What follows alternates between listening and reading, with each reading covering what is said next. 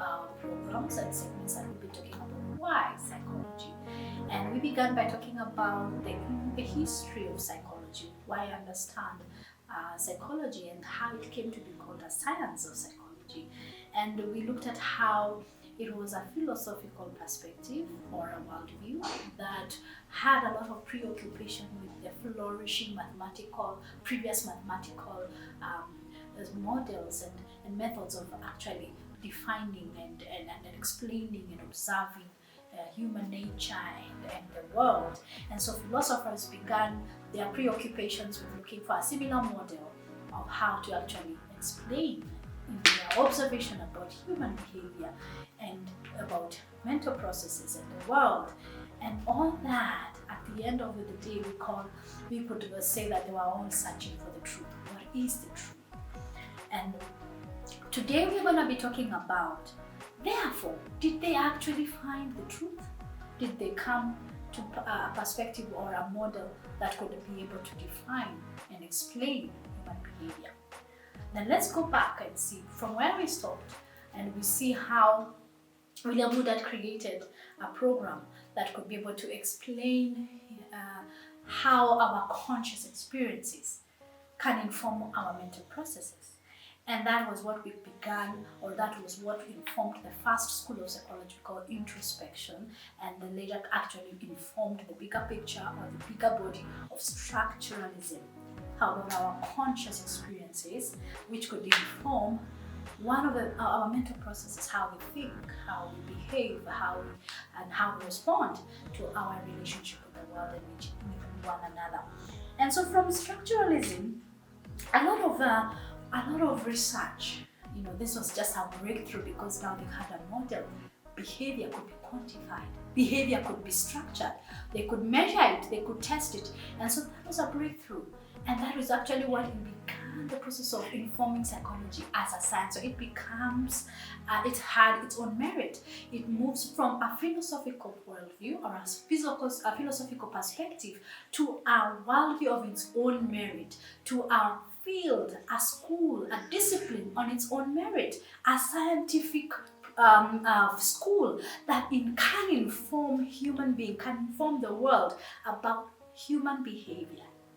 And so now when you talk about structuralism, at that point is the beginning, where now the form, psychology is taking its form, it's taking its shape, and then it moves to other disciplines that actually came later, like structuralism moved actually to other disciplines that actually came, to inform functionalism, how we can actually use the how people become able to adjust.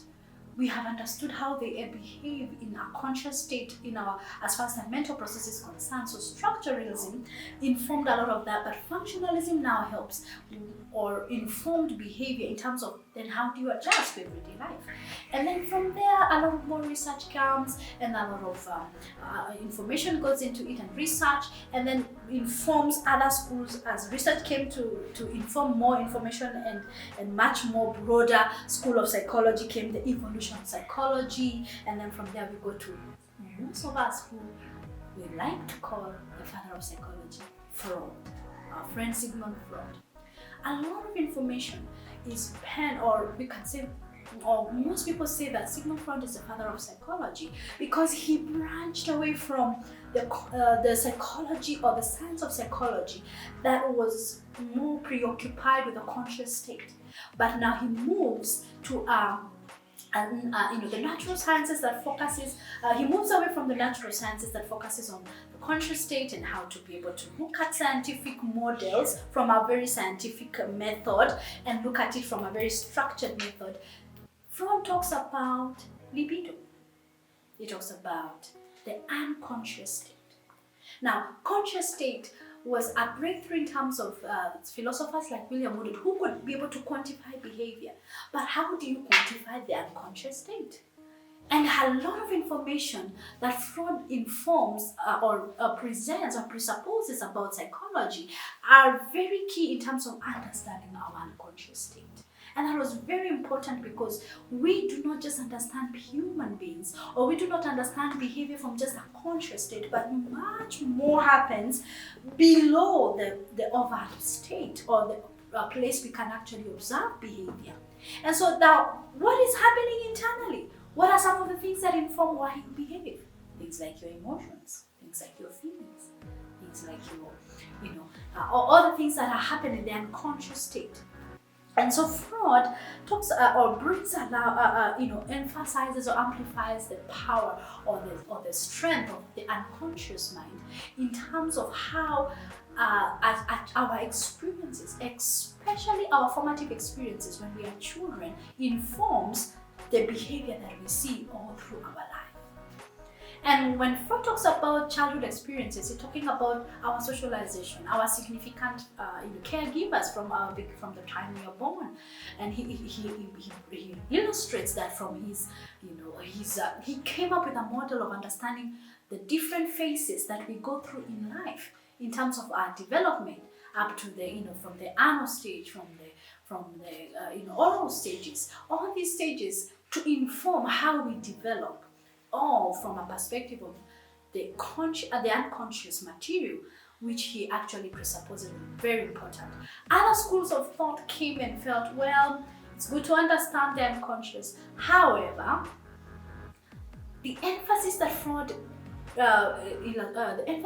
put on the sexual drive was critiqued by many of his students who came later. They agreed on the fundamental aspect of the unconscious state, and that it is primarily informed by our formative years from up to the time we are 6 years and below.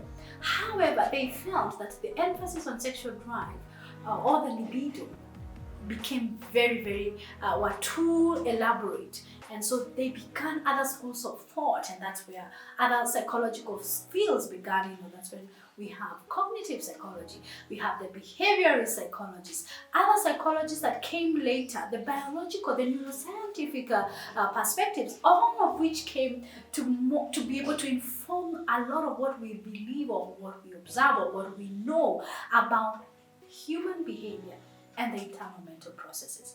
Why is all this important in understanding the history of psychology? Because we talk about psychology from various different schools. My training as a psychologist is that of from a cognitive perspective. I would probably want to talk more about human behavior from our cognitive perspective. However, there are other schools, so it's very important for us to understand the various, actually there are 7 schools that are all, you cannot say one is stronger than the other. They are all very relevant and have their own merit as schools because of various models of research that has gone into them to inform the science of psychology. Because there are particular scientists and theorists who believed, no, let's look at behavior. And other scientists felt, no, let's look at mental processes. And so the APA, the American Psychological Association, blended the two models of looking at behavior and looking at mental processes to combine the two and have the scientific study of psychology on its own merit from a philosophical perspective, so that we have the science of psychology is a scientific study of behavior and mental processes. And so that informs the different 7 schools, the schools that will talk about more about behavior, and also the schools that will talk more about mental processes, about the brain, about the biological perspective, the physiological perspective that inform behavior. Both schools blend together, integrate together to inform the schools of psychology. And this is very important in our everyday how we understand psychology and be able to know that it is the school of behavior, it is also the school of mental processes, and then how then do we live in terms of our behavior and our mental processes. So please tune into our next 3 other programs to be able to continue the journey of understanding why psychology. And so thank you and goodbye for now.